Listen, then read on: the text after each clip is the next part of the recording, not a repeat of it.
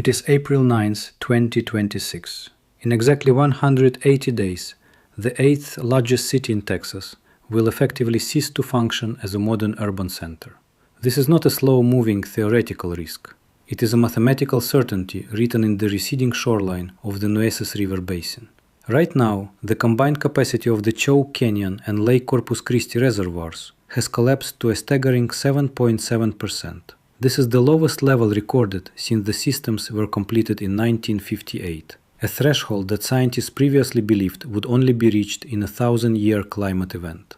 What the data from the US Bureau of Reclamation and NOAA showed in the last week's monitoring reports changes everything. The rate of evaporation, coupled with the geological shift in the region's soil moisture absorption, has accelerated beyond the worst-case models prepared by state hydrologists. We are no longer talking about conservation. We are talking about the physical exhaustion of a resource. The scale of the crisis is immediate and brutal. 500,000 residents in the Corpus Christi metropolitan area are currently living under Stage 3 water restrictions. The sounds of suburban life, the hum of sprinklers, the splashing of garden hoses have been silenced. Under Governor Abbott's emergency orders, enforcement officers now patrol neighborhoods 24 hours a day. Running a hose to wash a car or maintain a lawn carries a fine of $500 per violation per day. For the families living on the coastal plains, this isn't just about aesthetics. The ground beneath their feet is literally shrinking. The clay-rich soils of South Texas are contracting as they lose moisture, causing foundations to snap and walls to shear. Residents are being forced to watch their homes crumble because they are legally prohibited from watering the very soil that supports their weight. But while the citizens are being fined for the equivalent of a dripping faucet, the industrial machines that line the ship channel remain unthrottled. Here is the data point that the city council is desperate to downplay. A single plastics megaplant, co-owned by ExxonMobil and Saudi Arabia's SABIC, consumed nearly 5 billion gallons of the city's fresh water in the last 12 months alone.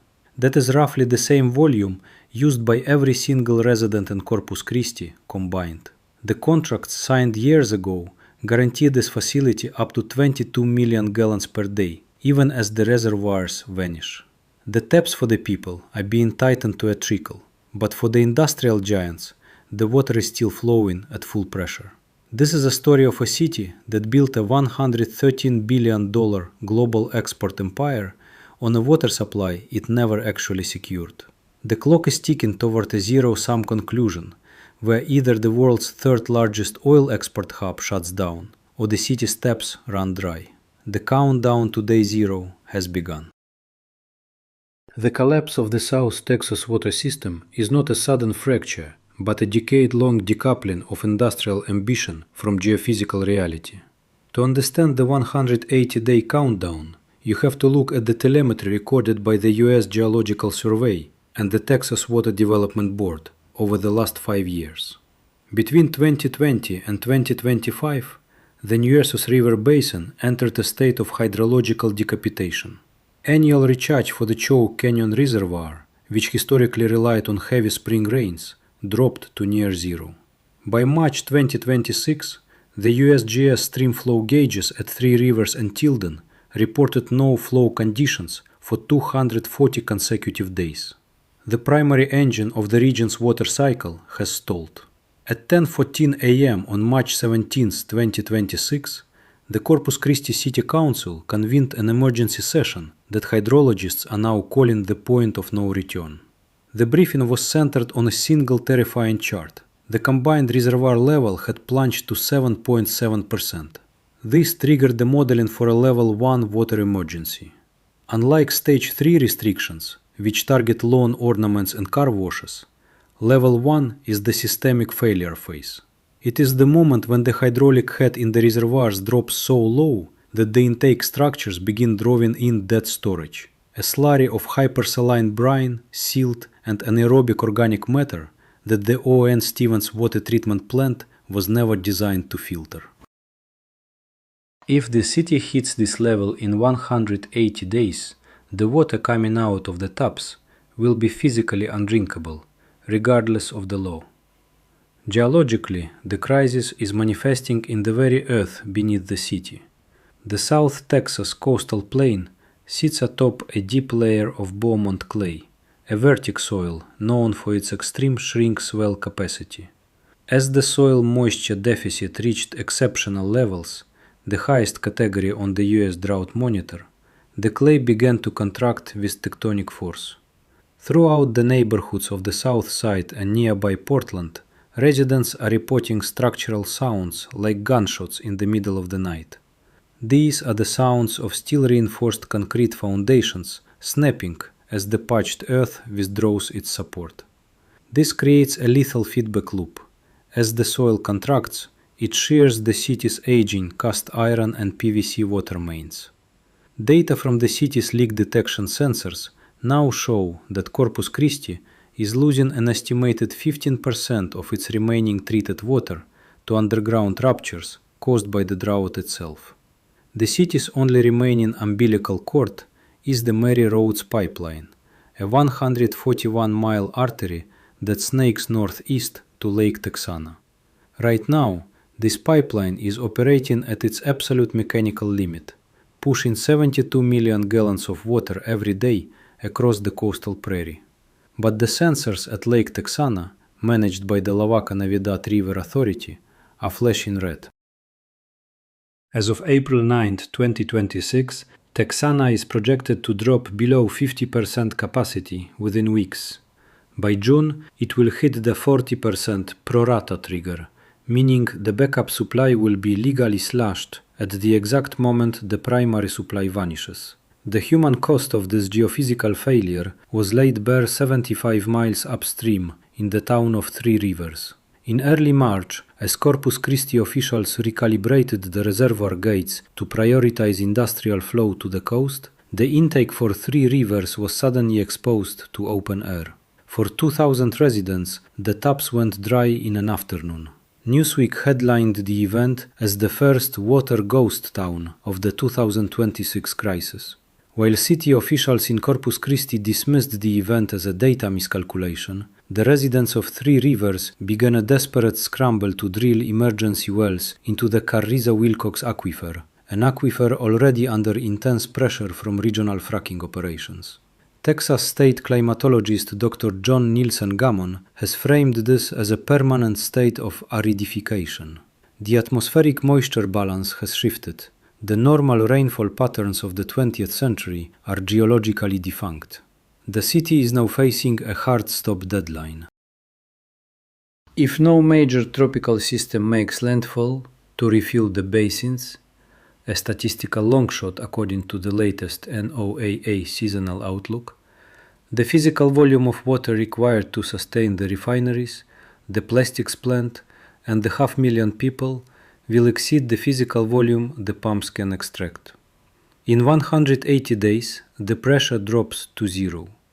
The industrial heart of the Gulf Coast is beating on its last gallon of stolen time. To grasp the magnitude of the 2026 collapse, one must look at the historical precedent that defined the Texas identity, the drought of record in the 1950s. For 7 agonizing years, from 1950 to 1957, the state of Texas was scorched. The Rio Grande stopped flowing to the Gulf for the first time in recorded history.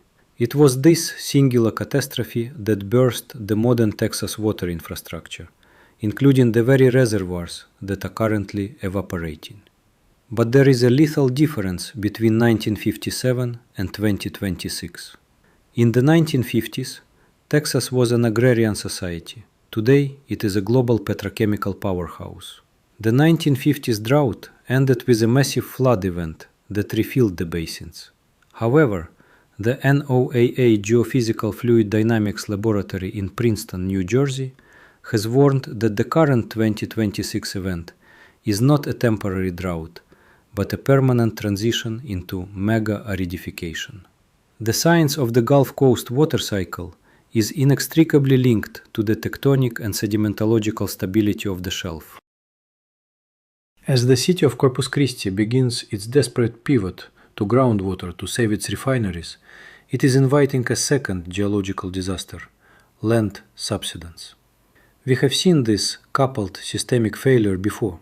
Throughout the 20th century, the Houston-Galveston region pumped billions of gallons from the Chico and Evangeline aquifers. The result was a catastrophic 10-foot drop in land elevation in certain areas, leading to permanent saltwater intrusion and the reactivation of dormant growth faults. Now, in 2026, the USGS is monitoring similar surface deformation markers in San Patricio and Nueces counties. GNSS stations are already recording millimetric downward shifts in the crust as the pore pressure in the underlying sand layers vanishes.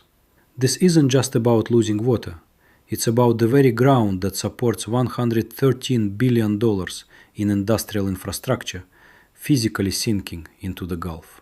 The most damning piece of the 2026 puzzle is the death of the Inner Harbor project. For over a decade, desalination was hailed as the only drought-proof solution for South Texas. The plan was to turn the brackish water of the Ship Channel into 30 million gallons of high-purity drinking water per day. But the project became a victim of a toxicity spiral. By 2024, engineering cost estimates had ballooned from $750 million to a staggering $1.3 billion. Public opposition grew as environmental groups, citing data from the Texas Commission on Environmental Quality (TCEQ), warned that the hypersaline brine discharge would destroy the local shrimp and blue crab nurseries, the backbone of the region's $100 million fishing industry. In a fateful 6-3 vote in September 2025, with the reservoirs already at 15%, the Corpus Christi City Council killed the project. They chose short-term fiscal relief over long-term survival, betting that a La Niña cycle would break and bring the traditional autumn rains. They were wrong. The math of the failure is now inescapable. As of April 9, 2026, the combined storage of Choke Canyon and Lake Corpus Christi is entering dead pool status. In hydraulic engineering, dead pool occurs when the water level drops below the primary intake pipes. At this stage, gravity-fed systems cease to function.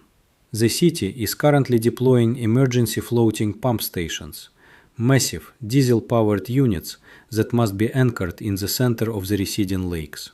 These pumps draw from the deepest, most sediment-heavy layers of the reservoir.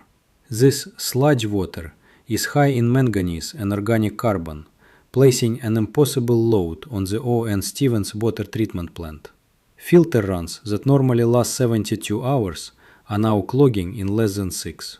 The system is cannibalizing itself to stay online. The economic shock waves are already radiating across the United States. The port of Corpus Christi is the largest crude oil export port in the nation, handling 60% of all U.S. crude exports. The refineries that line the Ship Channel, operated by Valero, Flint Hills Resources, and Citgo, are the lifeblood of the American energy grid. These facilities require millions of gallons of water per day for cooling and steam generation. Without it, they cannot refine gasoline or jet fuel. If these plants go dark, the impact won't just be felt in South Texas. It will cause a price spike at every gas station from Los Angeles to New York. The U.S. Department of Energy has already begun emergency energy contingency planning for a total shutdown of the Corpus Christi export corridor. The city did not just run out of water, it ran out of the ability to power the nation. We are 180 days from the moment the machines stop. For Sarah Miller, a 42-year-old high school teacher in the Portland suburb of Corpus Christi, the crisis is no longer a headline. It is a physical intruder in her home. At 3:14 a.m. on April 2, 2026, she was awakened by a sound she described as a cannon shot, echoing through her hallway. It wasn't an intruder. It was the structural failure of her home's slab foundation.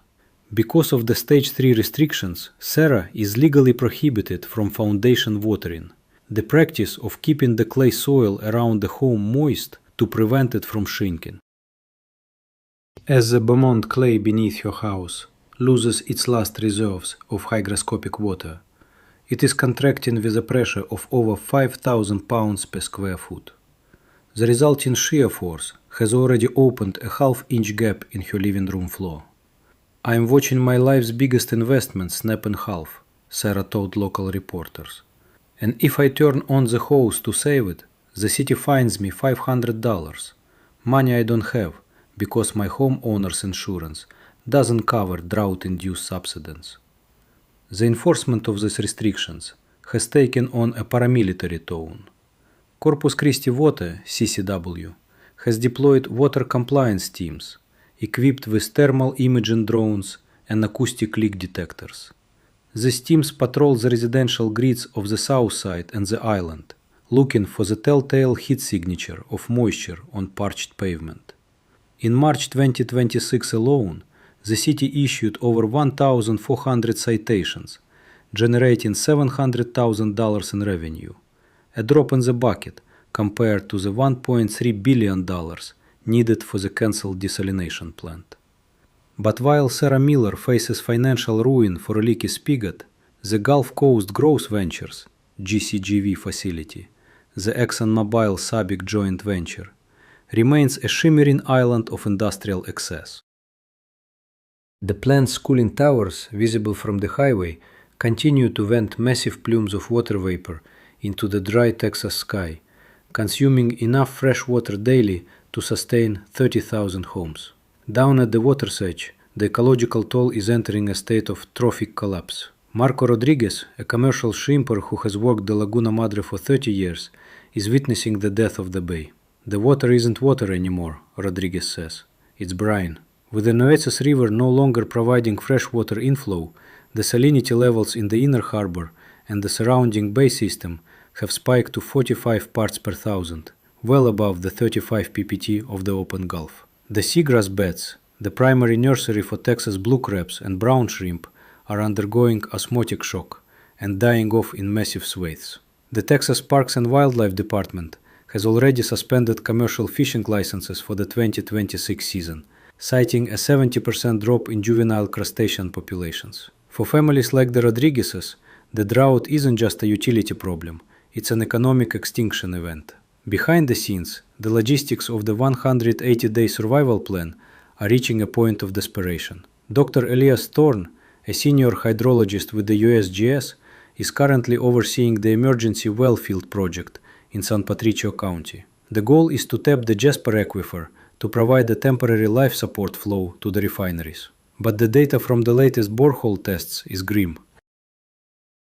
The total dissolved solids, TDS, in the groundwater are significantly higher than anticipated, meaning the water must be heavily treated before it can even touch a refinery's stainless steel boiler. "We are literally sucking sand at this point," Dr. Thorne noted in a leaked internal memo to FEMA Region 6. "The drawdown rate in the emergency wells is 10 times the recharge rate. We are mining a finite resource to keep the oil moving, and even that resource is failing us." The impact on the US energy grid is catastrophic. The port of Corpus Christi, the energy port of the Americas, is currently the only outlet for the massive production of the Permian Basin.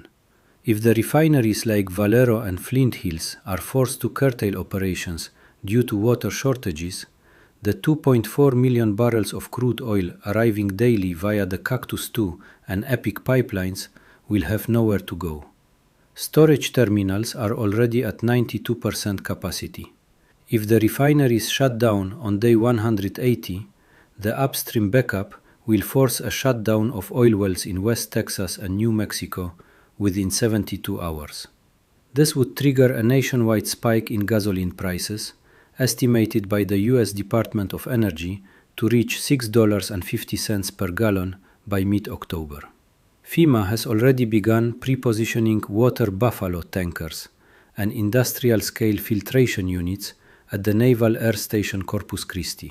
But these measures are designed for short-term disaster relief, not the permanent replacement of a city's water supply. The telecommunications and power grids are also under stress. The ERCOT power grid, already fragile, relies on the very same water-dependent refineries for its natural gas processing. As the water vanishes, the cooling capacity for the gas plants disappears, threatening rolling blackouts across the state. The residents of South Texas are trapped in a coupled systemic failure. No water to drink, no water to save their homes, and soon no power to keep the heat at bay. The desert is reclaiming the coast, and it is doing so at the rate of 1 inch of reservoir depth per day. As the calendar flips past April 9, 2026, the hypothetical day zero for South Texas is no longer a projection. It is a countdown inscribed in the rapidly retreating shoreline of Choke Canyon. The 180-day window expires on October 6, 2026. By that date, the USGS hydrological models predict that the hydraulic head pressure in the city's main distribution lines will drop below the minimum required to keep the system pressurized. At that point, the city doesn't just run out of water, it loses the ability to prevent backflow and contamination. The entire grid, from the port of Corpus Christi to the furthest suburban reaches of San Patricio County, will effectively become a dead system. The emergency measures currently being deployed are a desperate attempt to outrun physics. Governor Abbott's emergency orders have cleared the statutory hurdles for the Jasper extraction, a massive state-funded effort to punch deep wells into the Jasper aquifer. However, the data coming from the Texas Water Development Board is chilling. The Great Compression has begun. As the city pulls millions of gallons of ancient groundwater to feed the refineries, the pressure in the aquifer is dropping at a rate of 1.5 feet per day. Seismographs managed by the TexNet seismic monitoring program have begun recording microseismic events near the well fields, tiny, shallow earthquakes caused by the literal collapsing of the underground pore spaces as the water is sucked out. Once these spaces collapse, the aquifer's capacity is gone forever. This is not a withdrawal, it is a permanent geological destruction of a resource. The city's last-ditch effort to negotiate with Equitech for a privately owned desalination plant is a race against the clock that has already run out of gears. Even with the fast-track permitting granted by the U.S. Army Corps of Engineers, the earliest that intake pipes could reach the Gulf is mid-2027. That leaves a gap of 9 months where there is no water for the city's 500,000 residents. Yet the contracts for the 12 industrial nega-users remain legally binding. The legal architecture of the city has prioritized the $113 billion in annual crude exports over the basic biological needs of the population. The force majeure clauses in the industrial contracts are being analyzed by every major law firm in the state, but the reality is simpler. You cannot litigate water into an empty reservoir. The risk is now spreading far beyond the city limits of Corpus Christi. This is the blueprint for the Great Southwest aridification. To the north, San Antonio is watching the Edwards Aquifer hit historic lows, with the J17 monitoring well dropping into the critical zone. To the west, the Rio Grande has become a series of disconnected puddles in the Chihuahuan Desert. The NOAA Climate Prediction Center's long-term forecast through 2027 shows the 100th meridian shift is accelerating. The desert is moving east at a rate of 15 miles per year. What we are witnessing in Corpus Christi is the canary in the coal mine for the American Sunbelt. Every city from Phoenix to San Antonio that has built a high-growth economy on the assumption of 20th century rainfall is looking at the 7.7% reservoir level in South Texas and seeing its own future. As the October 6th deadline approaches, the logistical collapse will become visible to the entire world. The port of Corpus Christi, which handles the energy lifeblood of the United States, will be forced into operational curtailment. When the refineries stop, the 2.4 million barrels of crude oil that move through the ship channel every day will have no destination. The resulting bottleneck will force a shut-in of oil wells in the Permian Basin, triggering an economic shock wave that could wipe 2% of the national GDP in a single quarter. The United States is about to discover that its energy security is not held in a pipeline or an oil well, but in the level of a single reservoir in a parched Texas field. The tragedy of the 2026 crisis is its absolute predictability. For a decade, the warnings from scientists like Dr. John Nielsen Gammon were treated as political inconveniences rather than geophysical laws. The city invited the world's largest industrial users to its shores without securing the one resource required to keep them alive. Now the mess has caught up. The reservoirs are at 7.7%. The rain is not in the forecast. The emergency wells are failing. Tonight, in the neighborhoods of South Texas, the silence is heavy. Somewhere, a homeowner is standing in their yard, staring at a 3-inch crack that has appeared in their driveway, holding a dry garden hose. They are under the constant threat of a $500 fine.